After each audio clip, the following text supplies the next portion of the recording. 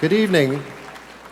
I'm Bradley Graham, the co-owner of Politics and Prose, along with my wife, Lissa Muscatine, and on behalf of the entire PNP staff and the staff here at GW Lisner Auditorium, welcome. This is a very alert audience, and I say that because this event sold out within hours, which suggests that many of you were paying very close attention to our announcement. At PNP, when we can, we like to hold author talks in our store on Connecticut Avenue Northwest, but we had a feeling that a bigger venue would be needed for this one, and we're very fortunate to have found it here at Lisner.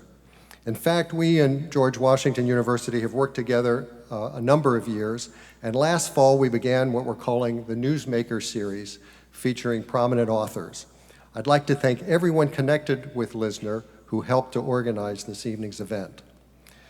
Our guest of honor is known primarily, of course, for her political roles as First Lady, U.S. Senator from New York, and the 67th Secretary of State. But she's also just published her 5th book and has several previous bestsellers to her name. So added to the list of credits after Hillary Rodham Clinton should certainly be accomplished author. Hard Choices, her memoir about her 4 years as Secretary of State, recounts how she came to accept the cabinet position offered by her former political rival and then led the effort to strengthen our nation's standing around the world. The book also reveals some of the less wonkish, less battle-hardened sides of her not commonly glimpsed in public. Humorous, self-deprecating, maternal, maybe even grand maternal, almost.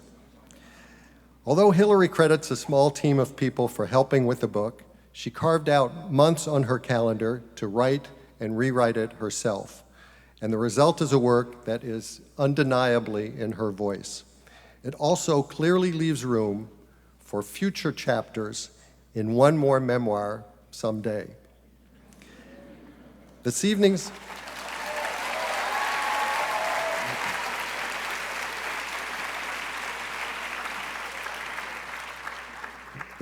event is particularly special. It's particularly special for me because I not only get to introduce the main speaker, but also my wife, who'll be up here in conversation with Hillary.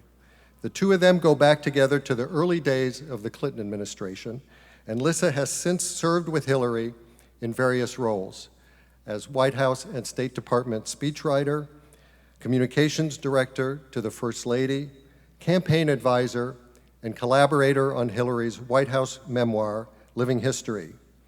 These days, when Hillary and Lissa talk, I think they spend most of their time discussing the latest great novel, mystery, or biography that they're reading.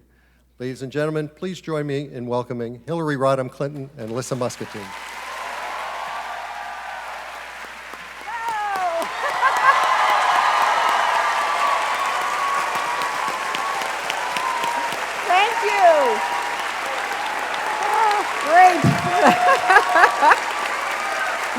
Thank you so much.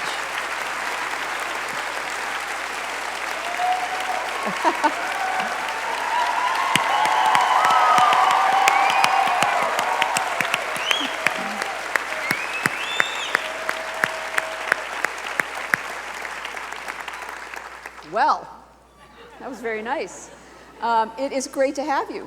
Thank you so much. Thank you, and thanks to you and Brad for running such a great bookstore. Thank you. Politics Thank and you. Prose. Thank you. Thank you. Well, speaking of books, you've had it out for 4 days now. That's right. 4, I guess. That's Tuesday, right. Tuesday. You probably lost count because it's been one of these paces that was more like when you were secretary. Exactly. You've started your book tour. You're traveling all over the place. You're doing all these interviews. You're keeping a pretty frenetic pace. But I have to ask you, because from the first time I've read this book, and I've read it several times now, I was struck by a kind of lightheartedness in it. It's a serious book. It deals with obviously very serious issues. But there's a lighter side that comes through. Yeah. And so I'm wondering, as I've watched you just in these first 4 days, and you've had some tough interviews, You seem like you're having a really good time. Well, Lissa, I am having a good time, and I think that's in part due to the enthusiasm that I have experienced as I've traveled around in these last couple of days. It's a great feeling to have written a book about 4 years that were consequential in my view, and we can talk about that more, but which for me were both a personal journey and a very heavy responsibility. And what I tried to do in the book was to write it so that I could give you, the readers, a bit of a peek behind the curtain, because the headlines certainly tell some of the story, but not all of the story. And it's more difficult to even get information about the so-called trend lines. I wanted to combine both. And the hardest part for me about writing this book was that it was, believe it or not, 3 times longer when I first finished it. I wanted to put every funny story, every bizarre meal, I mean, whatever I could remember and wanted to share. And the publisher did say, you've got to cut 2/3 of this book. And so I worked hard to keep the combination of seriousness, because obviously there's a lot of that, but also the human side, not just me, but what I saw and learned as I traveled around the world. You've never been shy about your opinions, but it does seem to me that you're pretty free to speak your mind these days. I think that's true from some of the reactions that I've had the last few days. And I say in the book that maybe it's just the wonderful wealth of experience that I've now had. Maybe it's because I am totally done with, being really careful about what to say because somebody might think this instead of that. It just gets too exhausting and frustrating. And it just seems a whole lot easier to just put it out there and hope people get used to it, whether you agree with it or not, to know exactly where I'm coming from, what I think, what I feel. I really believe that's missing in both our government dialogue, and of course many of you probably are somehow associated in some way with our government, and certainly in our political dialogue.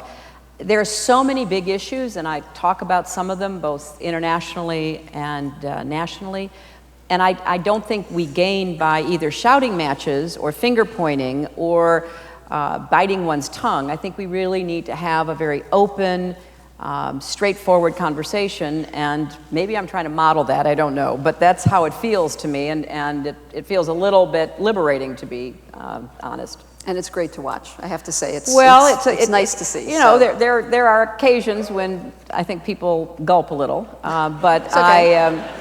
Including myself, to be fair. But I really want to share the experiences that I've had. I mean, I came to this job, as I write in the book, in quite an unusual way, and I was incredibly surprised when the president asked me to serve, and slightly less surprised when I finally agreed to. And then it was just from the very first moment a mad dash, because we inherited a pretty serious agenda of problems and challenges. So the perspective that I've gained, I think, has encouraged me even more to speak my mind and contribute what I can to whatever debate's occurring. Let's talk about actually the process of writing the book before we get to the substance of it, because I remember from the last book, you had a day job. I did. You were in the Senate, and this is really true, honest goodness truth, because I was working with you on that book. You did a lot of the work on that book between about midnight and 3 a.m., and I remember having routine meetings with you around your dining room table at 3 a.m. Right. We did that for a few months to get it finished. This time you carved out more time to really, really focus on it, and I think it's interesting. You had a great team working for you, but you are not somebody who has ever taken a draft, be it of a book, a speech, a chapter, and just said, oh great, this looks good, let's put it between a cover or publish it right now, it's fine. You've always kind of slaved over your writing. You write, you rewrite. You still write in longhand on a legal pad. I do. And Anybody who's ever been with somebody who's writing a book knows that it's a little bit like watching someone go through labor. It's an incredibly painful process, but there's great joy at the end. And sort of on the scale of pain and joy, what was the process of writing this book like for you? Well, I should preface what I say by making clear that Lissa has been my partner in some of the most important writing and speaking that I've done, going back to the White House years when she was a speechwriter at the White House. And as I point out in the chapter called Unfinished Business about both women's rights and LGBT rights and other human rights, Lissa was my partner in the women's speech in Beijing.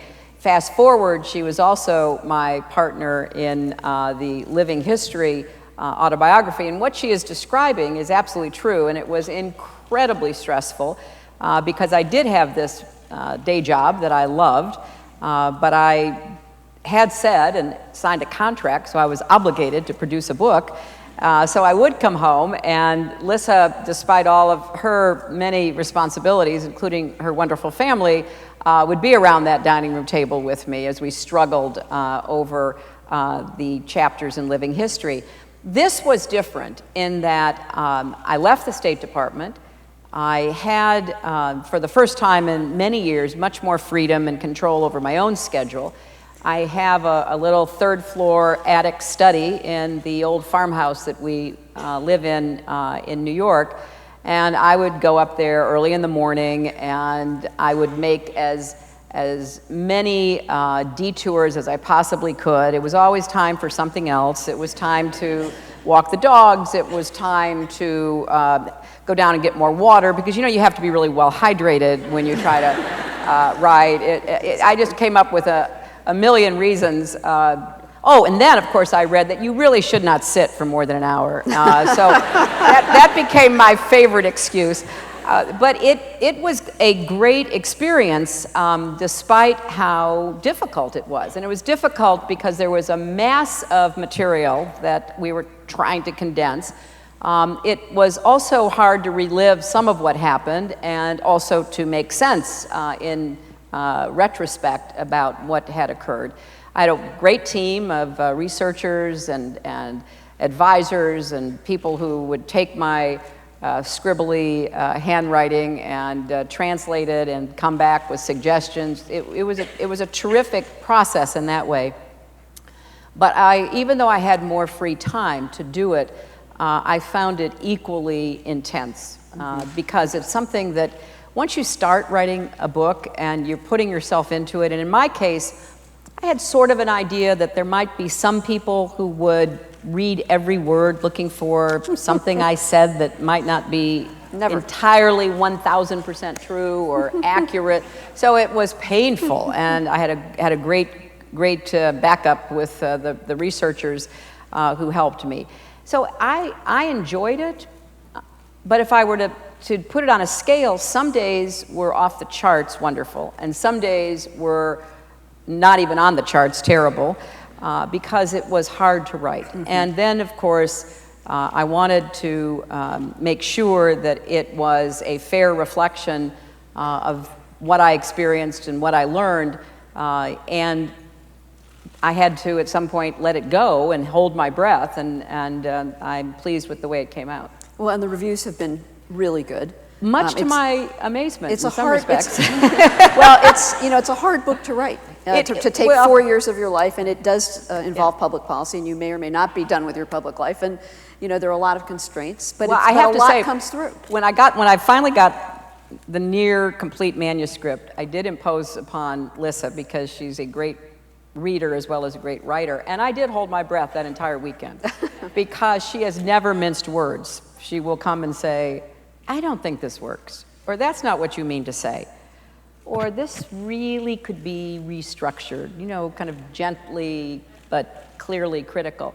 And she came back, and she had some very good suggestions, but she also had some very positive, reinforcing reactions. And I have to say, that helped me breathe a little better. I was not sleeping much toward the end, because I was so worried that somehow I may have totally missed the the point of what I was trying to communicate. And it's an odd combination of personal, and particularly in the beginning when I talk about the creation of this team of rivals with the president, and then pretty wonky and dense. And there were some chapters that I felt compelled to include, like a chapter about the economic challenges we face abroad and how that affects us here at home, and what it means to be competing if you're an American business or an American worker against state capitalism. And I know that some eyes in the editing process and the publishers kind of rolled a little bit like, you know, you really, I said, yeah, I really need to talk about that, because one of my primary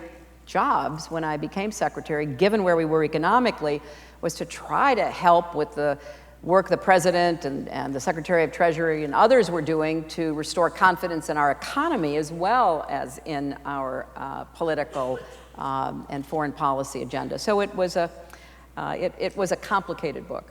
Well, you're nice to have let me read it toward the end. And I have to say, and this was the honest goodness truth, I loved it from the first read. And obviously any manuscript can be improved on, but I think I liked it a lot because it isn't really that wonky. It may have seemed like there are some denser portions, but you all have to read it. It's fascinating, it's entertaining.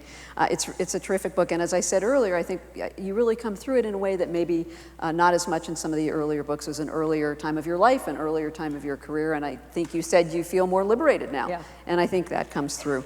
But we do and should talk about the substance, and you said a minute ago that when you assumed the secretaryship, you and President Obama came into a raft of problems. Clearly there was a perception, not only in this country but around the world, that our role and our influence was diminishing. Our economy was sputtering at best. Some of our key alliances were fraying or frayed. Iran was making no bones about its interest in acquiring or building a nuclear weapon. China was on the rise, and then you have the ongoing challenges of climate change and poverty and human rights. And so I'm wondering if being Secretary of State isn't somewhat of an exercise in triage. That's an interesting way to put it, Lissa, because I think it's a multi-leveled job all at the same time. There are the crises that require immediate attention, and yes, the intensive care unit. I mean, you have to put everybody together, both physically or virtually. You have to be building those alliances and tending to those partnerships in the midst of a crisis in order to deal with the crisis. But then there are the emergencies, but not as serious as the ones in the intensive care unit. You've got a big, if you continue with this metaphor, a big emergency room with all kinds of injuries. People who are there representing countries, representing individuals, non-state actors and the like, all of whom need tending. They're not going away. They're expecting the United States to show up and to make a move, however we define that. And then, of course, there are the longer-term chronic problems, the wards filled with people who are struggling. I saw my role primarily to do all I could to help restore American leadership. And that meant several things to me. It certainly meant that I had to figure out how to deal with the emergencies and how to tend to what were a broad array of complaints about our country from the prior 8 years. It was not just Iraq. It was not just the war on terror and the abuses that came to light. It was not just the economic collapse, although that's a trifecta that was waiting on our doorstep. It was the feeling that somehow America had violated our own values, the rules that we had helped to construct and pushed for compliance in how countries were supposed to be behaving, whether it was conventions that we had signed against torture, or it was anti-ballistic missile treaties, or whatever it might be. And that there was a sense of absence in some parts of the world. That was the message that came through to me when I began making a series of phone calls to leaders, and those whom I called in Asia were very clear that They believed America had abandoned our traditional role as a Pacific power and wondered whether the Obama administration would reassert our presence in Asia. In Europe, we were struggling with the negative reactions to Iraq, the war on terror, the economic collapse, but also the attitude toward Europe, old Europe versus new Europe, and a sense that somehow America no longer valued this critical relationship across the Atlantic. And there was so much bubbling below the surface. We came into office as one war in Gaza was ending, a new government in Israel being formed.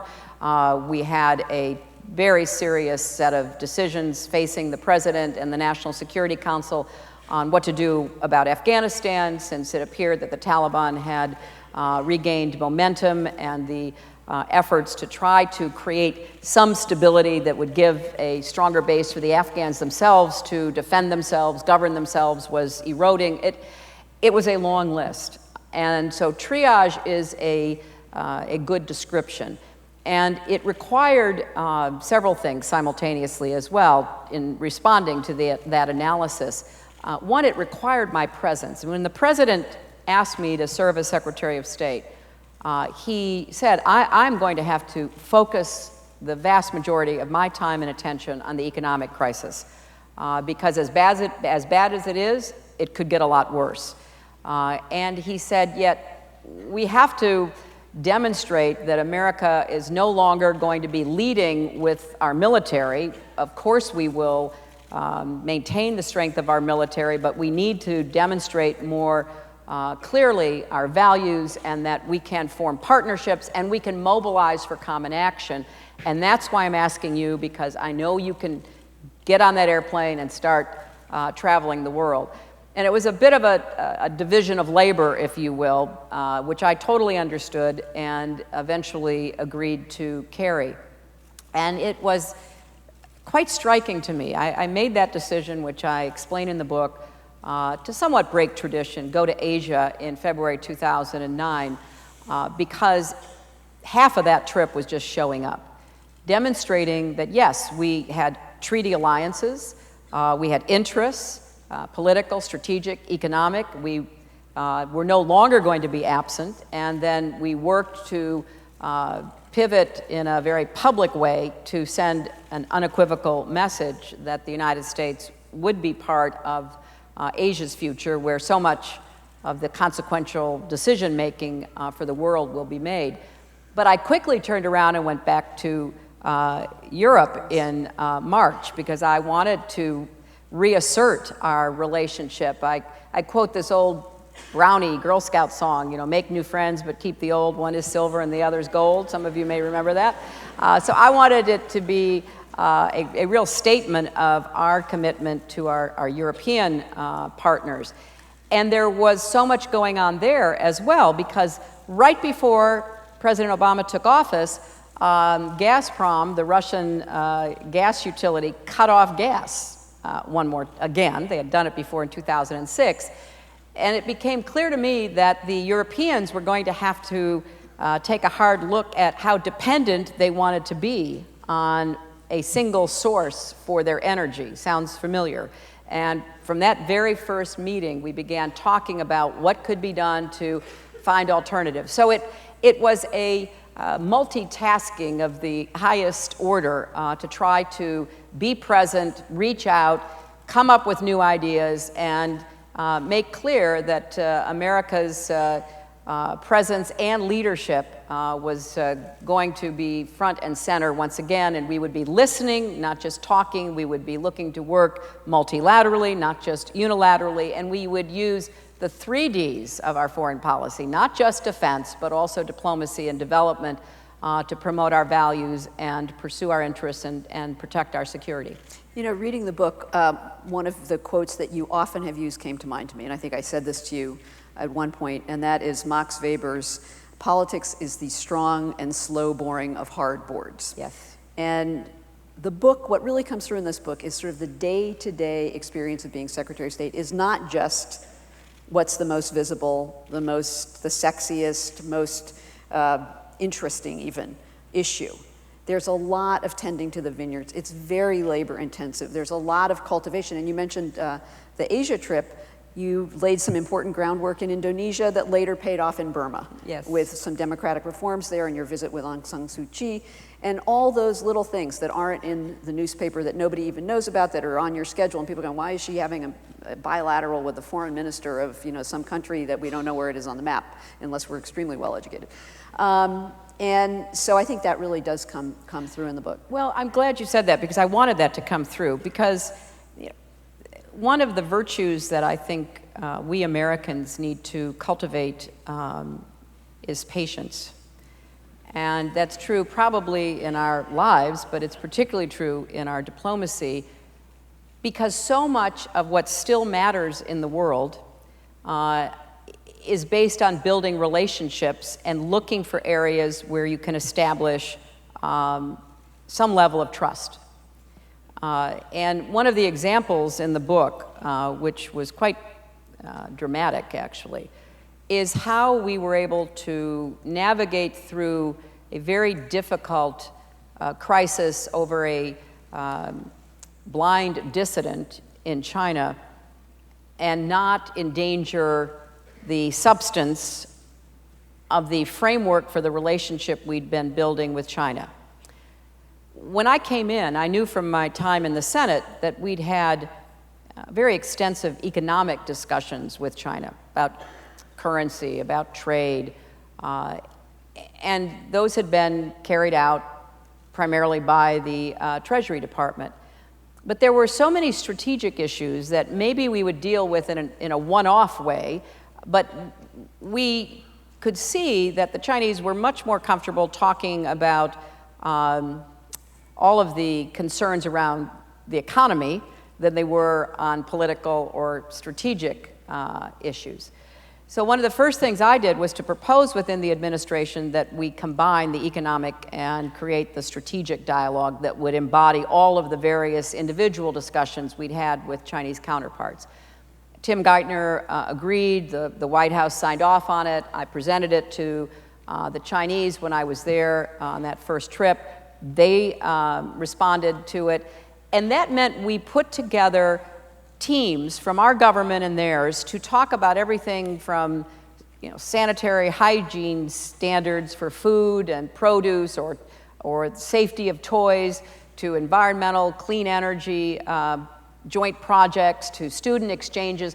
We put it all out there to build a much more comprehensive connection between our two governments that I hoped would not just last for one president, but be part of building a framework into the future. And that's what we did. We had intense meetings throughout the year. Then we would have an annual strategic and economic dialogue rotating between Washington and Beijing. I spent a lot of time with my counterparts, State Councilor Dai Binghua and Foreign Minister Yang Jiechi, and we had lots of in-depth discussion. So fast forward to the night I'm home here in Washington and the phone rings and I'm told that Chen Guocheng, the blind dissident, has escaped from house arrest and he is trying to make it to the U.S. Embassy in Beijing for safety and refuge and also to be given emergency medical treatment for the foot that he injured. And the question was, would I direct our embassy staff to go out, meet him, pick him up, and bring him in? Now, by any weighing of values and interests, you can see why I call this book Hard Choices. On the one hand, we had this comprehensive relationship. We were making progress in a number of areas. Others were stalled, but we had developed very candid discussions, which in and of itself was a step forward. And I was supposed to be leaving in just a few days for the annual meeting in Beijing. And that had been the cornerstone of our efforts to develop a more strategic, deeper understanding with China. Yet, we had this man, this human rights activist, who thought to himself, I'm being unjustly imprisoned in my house. I need to escape, and where would I go? the one place in the world where he thought the values of freedom and human rights would be embodied, namely the Embassy of the United States of America. And so there was a weighing, and I had to do it in a very short period of time, and I concluded that we would go out and pick him up and take him to the embassy, because after all, at the end of the day, I believe our strongest position, our best argument for who we are as Americans and what we stand for are the values that we have stood on and exemplified and struggled to fulfill from the very beginning. It was a consequential choice. There were some who disagreed with it, who were unhappy I had made it, but I felt comfortable throughout the difficult period of negotiation that ensued, because I thought at the end of the day it was the right decision to make. Well, we were able to negotiate with the Chinese over the outcome with respect to Mr. Chen and his family. We also went ahead with the strategic and economic dialogue, and we were able to balance. But we would not, in my view, have been able to do that had we not invested the time and the patience in developing those relationships. And it is something that I'm constantly reminding my colleagues in government or elsewhere. We often, as Americans, show up with an agenda. Here's what we want to do, then we want to do that, and okay, then let's get this done, and then we're out of there. That still is not the way most people in the world behave. They want to take your measure. They want to have a meal, maybe a cup of tea, talk about other things. I remember going into a meeting with the King of Saudi Arabia, King Abdullah, and we were in a huge meeting room. And I spent about 15 minutes talking with him and talking with the foreign minister, Prince Saud Al Faisal, about camels. And I describe it in the book because I'd driven up from the airport with the foreign minister, and we'd seen all these camels that were out in the desert as we drove by to the camp of the king, and the foreign minister was telling me how much he disliked camels. And I was saying, my goodness, that's like an Australian not liking kangaroos. I mean, that's just so hard to imagine.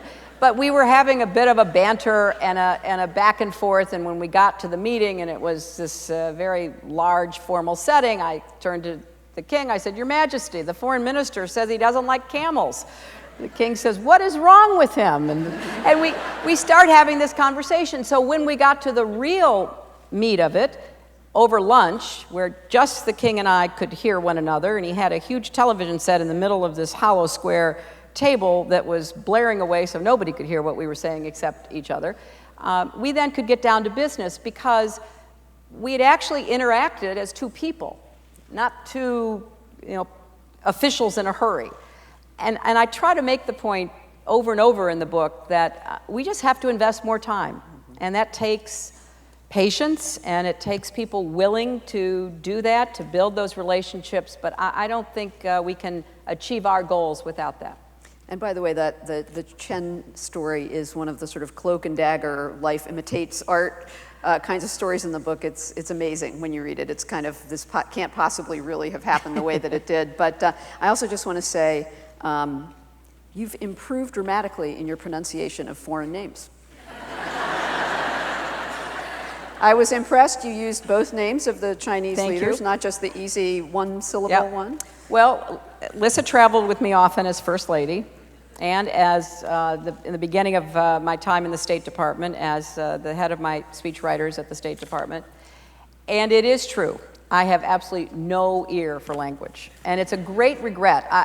I took Latin when I was in high school. I think it's helped me with my vocabulary, or at least I hope it did, because it took 4 years of effort. And then I took French when I went to Wellesley, and at the end of and we had a 2-year language requirement, and I was enjoying it. I was not good at it, but I was learning, and I loved the literature part. I kind of got it down that, you know, for writing critiques of French literature, I could say things like "love is hate is love," and the professor would say, "Oh, magnifique, magnifique." So when I had to go around to talk about what I would take for my junior year, and I went to see my French professor and said, "Well, you know, I'm thinking about this course or that course." She looks at me and goes, "Mademoiselle, your talents lie elsewhere." But she's pretty good now. She's pretty good. I don't want to spend a lot of time on this because there's so many other things to talk about, but given that it's been kind of a messy few days in Iraq, I just wonder if we can get your quick reaction to that. Well, let me just back up and start where we were when President Obama took office. President Bush had established a timetable for American withdrawal in 2011, as I recall, unless the Iraqis agreed to what is called a status of forces agreement that gives the necessary protections to American soldiers. There was a great deal of work done to try to figure out with the Iraqis what, if any, follow-on American force would be necessary and accepted. They needed intelligence, they needed trainers, they needed the kind of leadership skills inculcated in the reconstituted Iraqi army after it had been dissolved in the Bush administration. Well, it came down to the fact that Maliki would not present a status of forces agreement to his parliament, and that made the decision inevitable. There was not going to be an agreement for American troops to stay, even to perform limited non-combat functions. The underlying problem, though, here is not one of military preparedness and security, although we've seen neither is present in the current conflict in Iraq. The problem is the conception of leadership and governance that Maliki brought to the job of prime ministership. He would not commit to an inclusive government. He would not share power except with a very, very small circle. He was often quick to attack, even investigate, charge with crimes those who politically disagreed with him. And as a result, the inclusive governing structure that reached out to the various elements, particularly the Sunnis in Iraq, to try to overcome, yes, very deeply felt historic differences, but necessary changes if there were to be stability in Iraq never happened. And the result of that failure at the governance level, combined with the extraordinary success of Islamist extremist groups in Syria, and in particular, the one now known as ISIS, the Islamic State of Iraq and Syria, has made this latest crisis especially dangerous.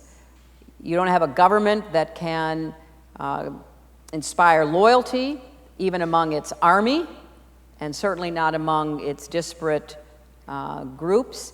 And you have well-trained, very savvy fighters coming out of Syria, coming out of Iraq, often aided and abetted, perhaps, we're learning, by former officers in the disbanded Saddam Hussein Iraqi army. And it's a recipe for a horrendous conflict. The requests that Maliki is making to the president to provide support, I know are being carefully considered, but I think that it's also imperative that Maliki be presented with a set of conditions if you are even to discuss seriously any kind of military support for the fight against the jihadists. And that's a delicate and difficult task for our government, because we certainly don't want to fight their fight, because you'd be fighting for a dysfunctional, unrepresentative, authoritarian government.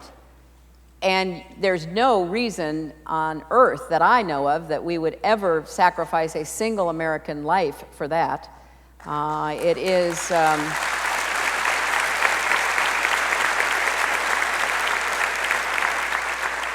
It is a, however, serious potential crisis with broad regional and even global consequences.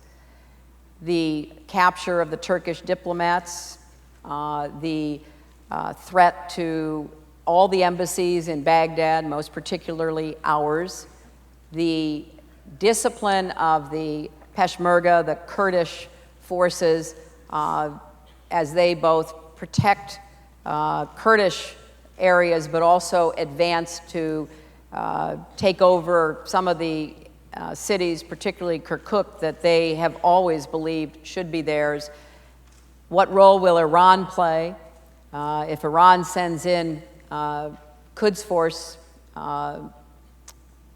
troops to assist Maliki the way that they have sent in both Quds Force advisors and Hezbollah troops to support Assad, then, boy, we are looking at a potential war in the Middle East that is going to cross borders and potentially threaten the larger region and beyond. The latest figures I've seen is that there are more than 1,000 fighters on behalf of extremist groups in Syria coming from just Europe. And with open borders, no visa restrictions, somebody who grew up in France or Germany or Britain or the Netherlands or wherever will be able to come home and will be able to travel. So this has implications far beyond, what, if anything, we think we can and should do to try to stave off a total collapse of the Maliki government. I would just add one other note. If you look at where we are in the region, the conflict in Syria, which right now is still a stalemate, but Assad is controlling large parts of the country. But there are many hundreds of thousands of refugees in Jordan, Lebanon, Turkey, Iraq. And you have the tensions that are pervasive throughout the region being really set on fire in Iraq right now. It could draw in other countries because of attacks or because of the decision on the part of other governments that they have to defend either the Sunnis or defend the Shia or go after the Kurds. Lots of competing interests, and it's, my chapter about Syria is called A Wicked Problem, and now it's gotten just wickeder because of the spillover into Iraq. On a lighter note, when I used to come back from trips overseas with you, I would often have stories for my kids that involved funny, crazy, weird things that happened, some of which you didn't know about. And in fact, my kids often said, "Mom, you need to write a book about all the things that happened that Mrs. Clinton never knew." And I said, "Well, that would sort of defeat the purpose, wouldn't it?" But I don't know if you ever knew about the purse that was left behind, and various complications and logistics were done to retrieve it from I don't know where, a suitcase that ended up in a river. I don't know how many drafts of speeches we lost. I think there were some important ones that somehow had to be recovered at the last minute. But this clearly continued during your tenure as Secretary of State, and you write about a lot of the sort of comedy. There are a lot of dark days, obviously, right. Benghazi being the most obvious, but there are a lot of funny things that happen, and I'm sure in retrospect they seem even funnier, sort of comedic moments. There was of course, there had to be a hair story, right? So there's a hair story in Bulgaria. There's a shoe coming off at an inopportune moment in France. There is a you need to floss moment when President Obama pulls you aside at a meeting and points out that you have food in your teeth. And then one of my favorites is a funny thing, and I wonder if you'll just mention this a little bit. A funny thing that happens when you're at the end of the trip and you're on the plane and everybody can finally relax, and so your staff turns on a movie. Yes. Tell us about that. Well, first thing I would say is the choice of movie was often really low grade. And I think that's because by the end of those trips, which were very long, moving from time zone to time zone, everybody was exhausted. Nobody wanted to think. Everybody just slumped back in their chairs and voted for the most mindless entertainment that was available on our plane. But the movie about the spy. Breach? Was it called Breach? Yeah, it's called Breach. Breach, yeah. Yeah. And there's a scene in which the actor playing the character, what was his first? God, I can't remember. she's asking Robert me. something. Anyway, he says, we don't need any more women in pants like Hillary Clinton. And I love that story. and just and the whole plane just like bursts into laughter. But Liz is right, because there were all these things going on while I'm wading through briefing books that are 3 feet high, or on the phone arguing with some foreign minister I'm about to see about something, or consoling someone who's had a terrible incident in their country. So I didn't know half of the things that were going on. But we had a lot of misadventures. Now one, which is kind of consequential, and doesn't really, it ended up being fine. But, we would also go on these trips, and we had a great press corps in the State Department. Many really experienced journalists who had covered the State Department, had been stationed overseas, and it was really a pleasure working with them, because they were always asking very substantive questions about, how does this compare with what, Secretary Powell did, or what do you think if we were to take what, Madeleine Albright said? I mean, they really knew the whole landscape. But they too would want to let down their hair, so to speak. So we're in Lima, Peru, and I'm trying to work. I had to go to the meeting of the Organization of American States, OAS, and I'm trying to finalize the conditions that are going to be imposed by the UN Security Council on Iran. And we'd come in with our 2-part strategy, engagement and pressure, and we knew that it wasn't enough just for the United States to be putting the pressure on. We needed to get the international community. That meant primarily convincing Russia, which I think we succeeded in doing when the President and I, and then National Security Advisor Jim Jones, told Medvedev and Sergei Lavrov and the National Security Advisor in a very small 3-on-3 meeting that the Iranians had built an underground facility at Fordo, and the Russians didn't know it. And I think that surprised them and made them much more amenable to going along with the Security Council. The Chinese, who needed oil and gas from everywhere, did not want to see that supply cut off. So they took a lot more convincing, and we were working and working. And the Chinese ambassador, a very able diplomat, the ambassador of the United States, was covering the OAS meeting in Lima. And I was trying to get a meeting with him to see if I could get him to sign off on the final language, because he'd been authorized to convey that back to Beijing. And he had meetings and all that. And finally, we were worried we wouldn't get the meeting. So the press was having a pisco sour happy hour. And apparently, pisco sours make you very happy, especially these that were made in Lima. And so we were looking for the ambassador to try to find a time. And I went down to the bar in the hotel, and we're trading stories and chatting each other up. And, I'm having a pisco sour. And, pretty soon, things are looking really positive and optimistic. And then all of a sudden, one of the Foreign Service officers comes and says, Madam Secretary, the Chinese ambassador is here. I go, where? Right there. Oh, Mr. Ambassador, please come in. And I take him to a back table, and we pull out all our papers, and we're sitting there. And Mark Landler, the excellent, now he's a White House reporter for the Times, then he was covering the State Department, he just sees me sitting with this Chinese man, and we're looking at papers. He comes over bearing 2 big Pisco Sours. Here's one for you, Madam Secretary, and here's one for you. Oh, Ambassador, yes, here it is. But you know, you just had to be flexible and agile and kind of sort of roll literally and figuratively with whatever was happening. It's a great story. I want to take a question from the audience, and this is from Drusy Anderson, and she said, this is really a hardball. Did you really autograph all these books? You know what? I really did. She did. I really did. And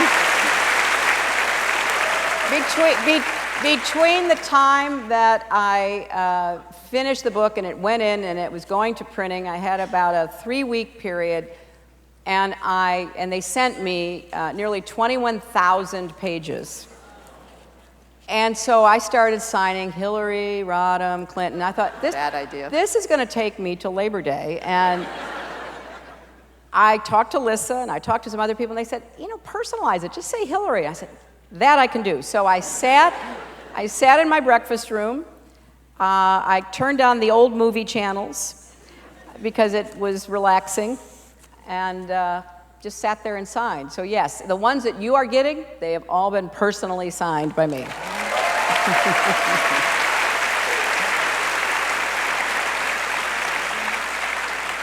You mentioned Beijing. Beijing, yes. Beijing, 1995, 20th anniversary this year. That's right. And I want to tell a quick story, and then I just want to ask you about this. So you almost didn't go. Right. You almost didn't go because the Chinese had arrested a naturalized citizen, saying he was an American spy. But we did end up going, and we worked really hard on the speech. And I think I've told you this once, but there was an amazing thing that happened to me personally, which was that I walked up to your cabin. It was the last leg. We had gone from Washington to Hawaii. We met up with you and the president of Hawaii. Then we flew to Guam, and then we went from Guam to Beijing. And we were on the last draft of this speech that had been very closely held. And I took it up to you in the cabin. And you obviously knew the speech inside out, but we were just finalizing it. And I'll never forget this, and forgive me, this is very corny, but it was a seminal experience for me. And I gave you the speech, and you didn't really say anything for a moment, and then you said, I just want to push the envelope as far as I can on human rights and women's rights.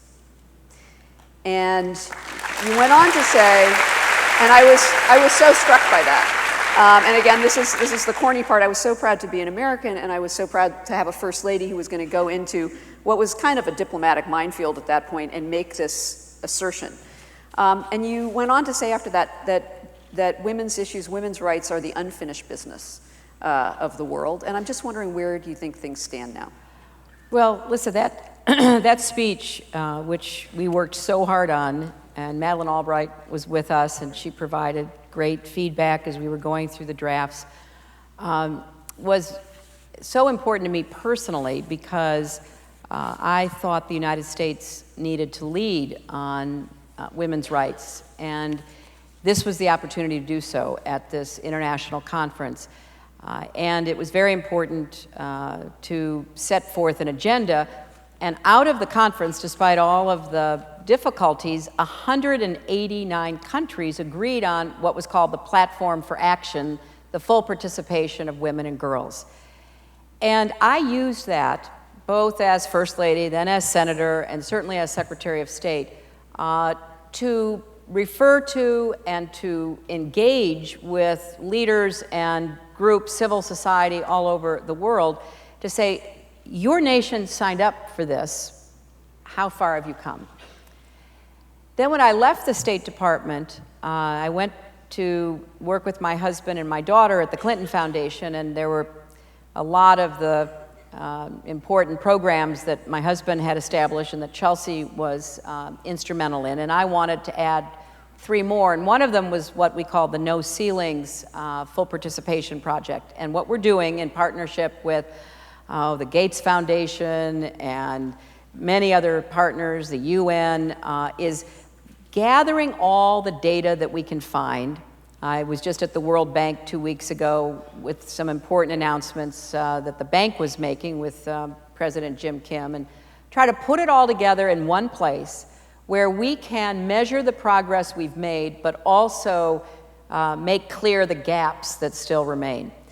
And it's been already a very meaningful experience for me because we still have lots of countries with laws that bar women from many professions. We still have countries where they don't even record all the girls' births because it's just not that important. We have made progress under the Millennium Development Goals on primary education, and then we just drop off dramatically with secondary and higher education. We're doing a better job of combating maternal mortality, but we still have hundreds of thousands of women die every year, and on and on. So what we want to be is a centerpiece for a robust discussion in the next year as we approach the 20th anniversary in 2015 about what we've achieved, what has worked in other countries, and how much more we have to do. And there is a divide. There are countries where laws still need to be changed, laws on the books need to be implemented, cultural and religious barriers to women's participation need to be questioned from within, on and on. And in the developed world, we also want to look at the disparities that still exist between the opportunities for women and girls versus men and boys. And a lot of those are what we could call internal barriers. And my friend Sheryl Sandberg, in her book Lean In, writes about a lot of the research, the famous research of, 2 resumes exactly the same. One is labeled by Henry Brown, one is by Heidi Brown, and people are much more favorable toward Henry and raising questions about Heidi. Same information, same profile.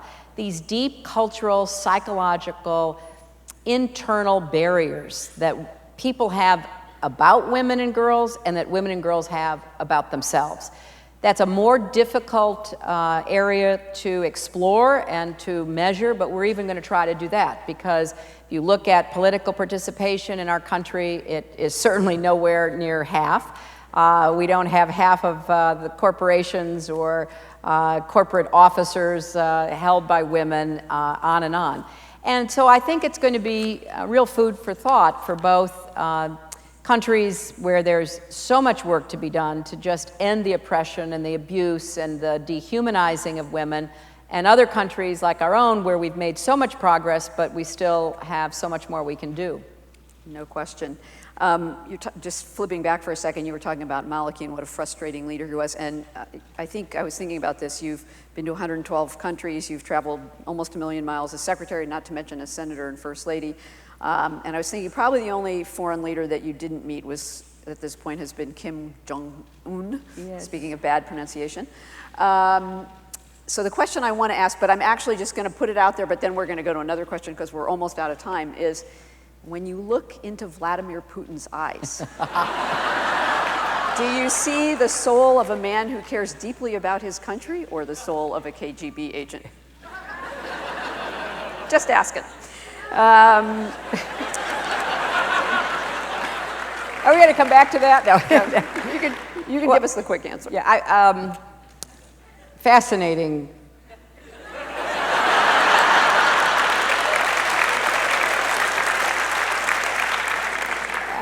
He and I have exchanged a few verbal volleys going back the last several years.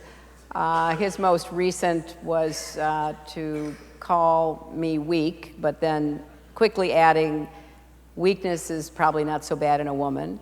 Yeah, me too.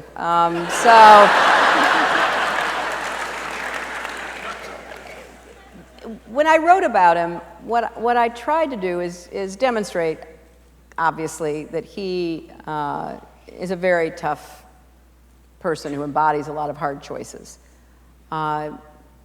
But the real sadness, and I say that deliberately, is that his view of Russia's greatness is rooted in the past, not the future. Think about how well educated and how successful so many Russian immigrants are in Europe, in the United States, and elsewhere. I mean, one of the co-founders of Google. Think of what could be happening in Russia today if you had leadership that wasn't trying to extend a sphere of influence, dominate Central Asia, intimidate Central and Eastern Europe, prevent countries like Ukraine from making their own decisions, impose a view of Russian greatness that is, rooted in the past, instead of working to create a modern economy, diversify beyond oil and gas, create more opportunities for people. But that's not his goal. His goal is to, as much as possible, recreate the past.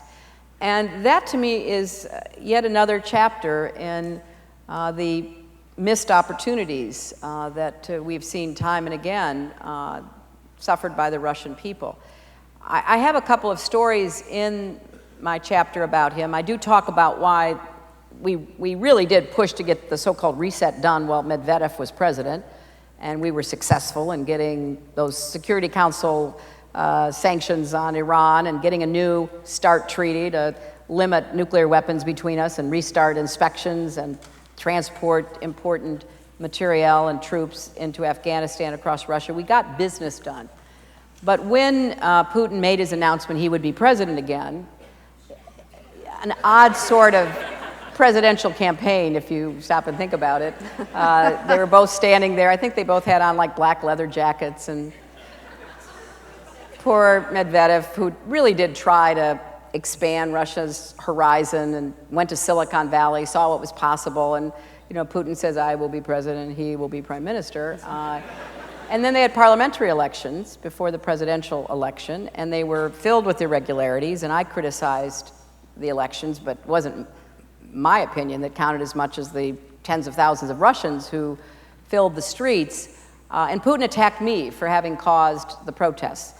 And when I next saw him, I said, Mr. President, that's not the way it works. But he is a determined, relentless pursuer of his vision of a Russia from the past. And it is, as I said, unfortunate. And the United States and the West has to make very clear that whatever his vision is, it cannot upset the stability and order that was established in Europe, first after the Second World War, then after the collapse of the Soviet Union.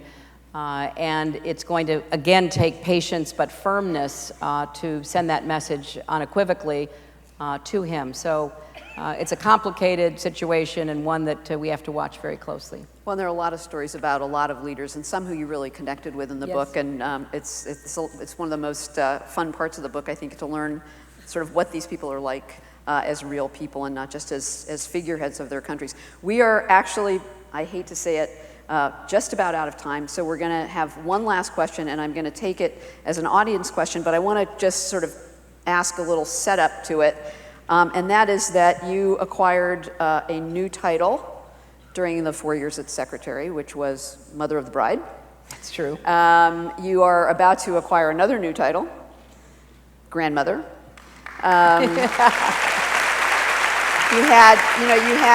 You suffered through some difficult losses, including especially of your mother, who many of us got to know. She lived with you here in Washington at the end of her life. She was adored by your staff. I was struck at her memorial that you held, at the number of Chelsea's friends who spoke about her, your staff who spoke about her, everybody she ever came in contact, it seemed. And now, of course, you're going to be a grandmother to your daughter, and Chelsea was so close to your mother, to her grandmother. So you have a lot to weigh looking ahead, which gets to the last question, and it comes from Tyler Smith via Twitter, who says, what do you want your legacy to be?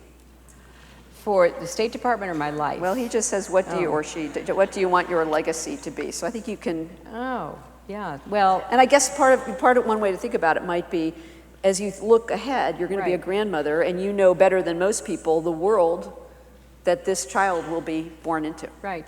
And you have to think about your life and caring for your own grandchild. and you probably are giving a little thought to caring for our collective own.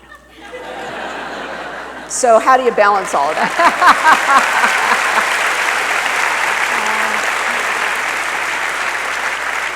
Well, I don't think about a legacy. I think about my life, because I've had quite an unpredictable life.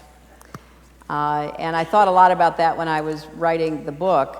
I could never, when I was growing up in Park Ridge, Illinois, have imagined what I have had the great pleasure of experiencing, the challenges and difficulties along with the extraordinary experiences and opportunities.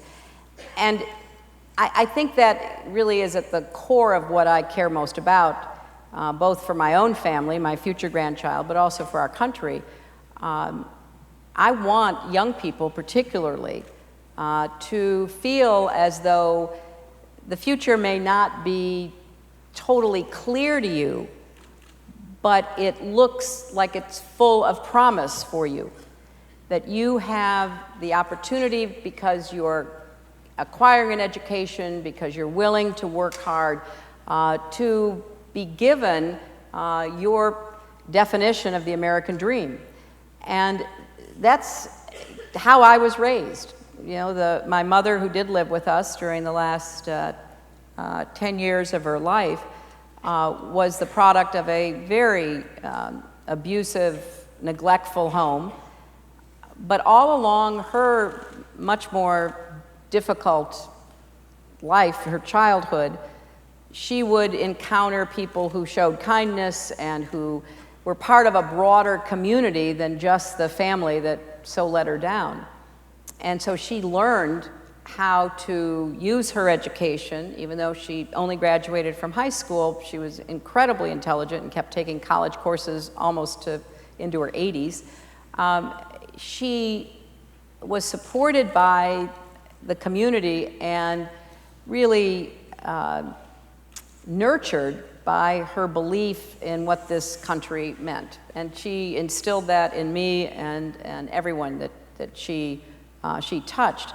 But that's meant that, you know, you had to take individual responsibility and you had to have a good work ethic, but you were part of a community. It wasn't just either be an individual or be a member of a community, it was be an individual within a community, and then the larger community of our country. So what I hope is that my grandchild, when he or she comes into the world this fall, will have that same view of what America means and why America matters. I had such a perspective from outside for those 4 years. I saw us, once again, using our innovation and our energy and our resilience to come back from a terrible economic crisis that is still not fully resolved. But I also saw so much disagreement and argument about what we were doing and what we stood for and what were the right decisions. And one particular moment that I write about in the book happened to me when I was in Hong Kong in July of 2011. It was during the first serious effort by some in the Congress to default on our debts. And I had a pre-existing speech, and there were all these Asian business leaders there, and they stood in line to say to me, "What's happening in Washington? What is going to go on there? I mean, is the United States really going to default on its debts?" And I said, "Oh, no, of course not. You know, we'll figure it out. We'll work our way through the politics of it," and had my fingers crossed behind my back. But what I noticed on that first occasion was bewilderment, confusion. Like, how can a great country do this to itself? I mean, this is not about future spending. This is about paying debts that they've already voted for, whether they agreed with it or not. It was voted for. Fast forward to last fall, and we had the government shutdown that prevented the president from going to an important meeting in Asia, where the president of China, President Putin of Russia, they were there, and the United States was absent. And once again, talking seriously about defaulting on the debt. I asked my team to give me the news coverage about what people were saying around the world, particularly in Asia, and not exclusively, Europe, Latin America. And it was no longer bewilderment, it was contempt. It was, how can you trust the Americans? They can't even run a government anymore. One Chinese official said, it's time to de-Americanize the world. Let's move toward a different reserve currency besides the dollar. Those are consequential assessments of us, because we cannot be strong abroad if we are not strong at home. We cannot continue to try to argue for and implement a rules-based order in the global economy where people have to play by those rules and where there are measures of accountability if they don't, if we can't demonstrate that our economy is working for everybody.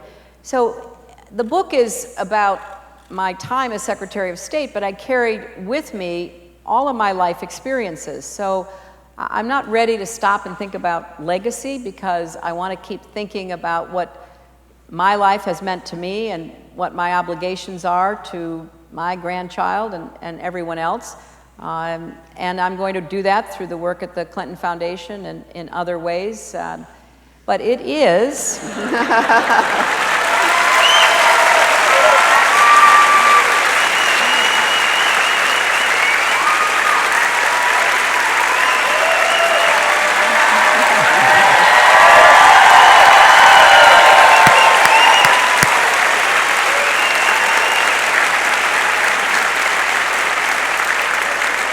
I will hasten to add, it is a question and a responsibility for all of us. And a hard choice, and a very hard choice. And it is a very hard choice, but I think all of us have some hard choices about what kind of citizens we're going to be, what we're going to ask of our leaders, but also what we're going to ask of ourselves. And what has always made us strong as Americans goes back to that incredibly astute observation of de Tocqueville when he came and wandered around trying to understand what this country was about. And he looked at how we organized ourselves and our new democracy and the institutions we were building. He said it came down to the habits of our hearts. And I think we've got to ask ourselves what it means today to be an American in the 21st century, and what we expect from each other, what we expect from our government, what we expect from our businesses, our academic institutions, because I am more optimistic and confident about what our potential is, but I know we have some hard choices to make to try to realize that. So thank you.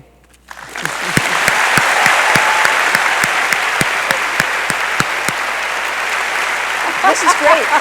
Thank you so much. Oh, thank you. I'm sorry we don't have more time. Oh, thank you all very much. Thank you. Thank you all.